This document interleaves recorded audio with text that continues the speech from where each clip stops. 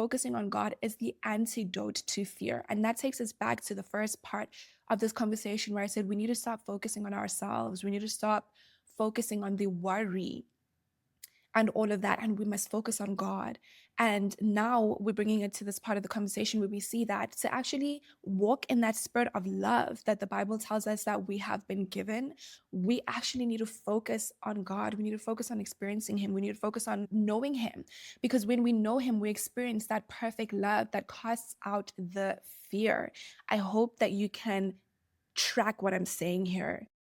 The other thing is that the Bible tells us that we have a spirit of sound mind. So, as I was saying earlier, um, love, power, sound mind are positioned as the opposite of fear and timidity, meaning that soundness of mind, peace of mind comes from God, because God is love and perfect love casts out fear. You're not going to experience worry. You're not going to experience fear when you're in His presence, as I was saying earlier.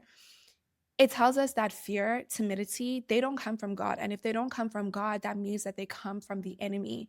And so, even as we're thinking about a spirit of fear, it's important for us to be aware of the fact that it is actually a tool that the enemy actually uses against us to keep us in bondage and mental oppression through anxiety and many other forms of mental health struggles.